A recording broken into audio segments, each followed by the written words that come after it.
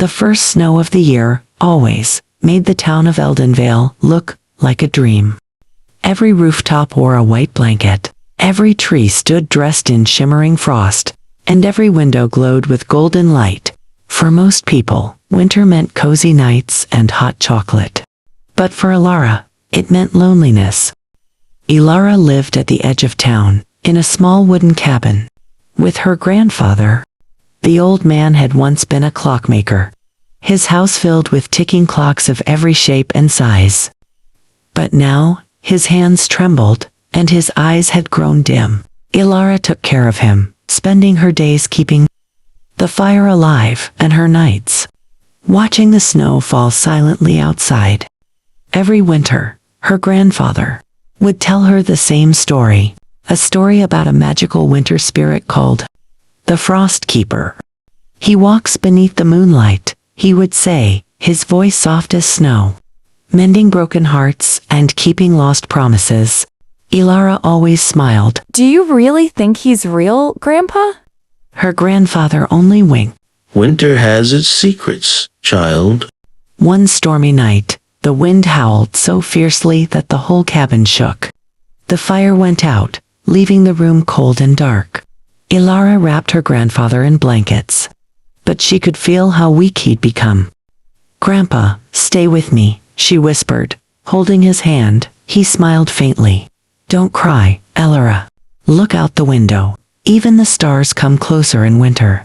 When she turned to look, she saw something strange, a star, falling slowly through the snow-filled sky. But instead of fading, it landed deep in the forest beyond the hill, glowing like a heartbeat in the dark. Her grandfather whispered, "The Frost Keeper. He's calling." Then his hand fell still. Elara froze. Her heart cracked like thin ice. The snow kept falling, and the only sound was the ticking of a single clock. Then, through her tears, she looked again toward the forest. The light was still there, pulsing faintly. Without thinking, she wrapped her shawl, lit a lantern, and stepped out into the snow. The forest was silent, except for the crunch of snow beneath her boots. The trees were covered in glittering frost, their branches bending low under the weight. The deeper she went, the colder it became, until even her breath turned to silver mist. After a long while, she reached a frozen pond.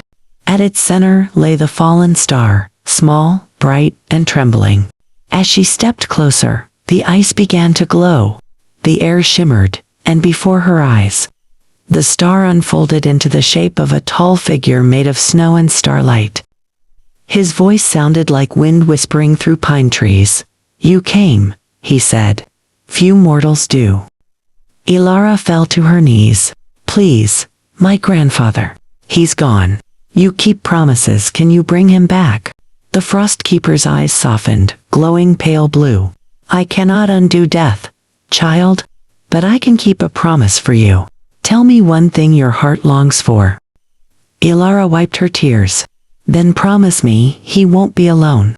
Promise me he'll find peace among the stars." The spirit nodded slowly, then looked to the sky. He lifted his hand, and the snow around them rose like 1,000 tiny diamonds. The storm calmed, the clouds parted, and Elara saw it. Among the stars, one shone brighter than all the rest, gentle and golden, just like her grandfather's old lantern light. Her heart filled with warmth for the first time in months. When morning came, the forest was calm again. The Frost Keeper was gone, leaving only a small crystal star where he'd stood.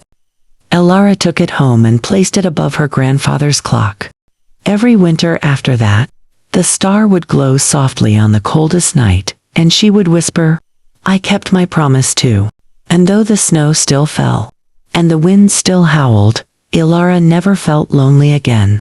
For she knew, in the quiet heart of winter, love never truly fades, it only changes its shape.